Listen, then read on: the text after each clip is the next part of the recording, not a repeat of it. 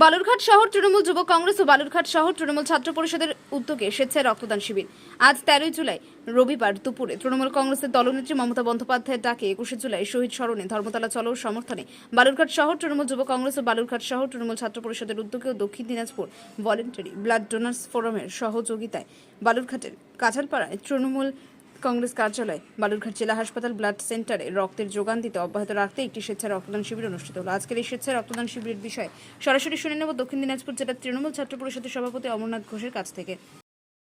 আজকে রক্তদান শিবির সম্পর্কে আপনি কি বার্তা দিতে চান?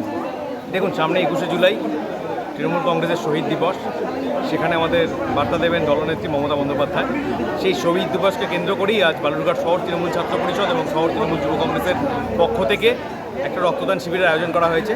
ইতিমধ্যে প্রায় 40-45 জনের ওপরে রক্ত দিয়ে দিয়েছেন। আমাদের বিকেল 4টে পর্যন্ত চলবে। আমরা অ্যাপ্রক্সিমেটলি টার্গেট রেখেছি 100 জন রক্ত যাতে আমরা দিতে পারি। আর শুধু এবছরই নয়, যতদিন ধরে আমি বা মহেশ আমরা ছাত্র যুবর দায়িত্বে রয়েছি, আমরা প্রত্যেক বছর এরকম একটা ইভেন্ট করে থাকি এবং শুধু 21 জুলাই নয়, আমাদের 12 মাস 365 দিন 24 ঘন্টা আমরা মানুষের সেবায় থাকি। আমরা সবসময় প্রচারে নয়, আমরা সবসময় কাজে বিশ্বাস করি, মানুষের পাশে থাকার চেষ্টা করি।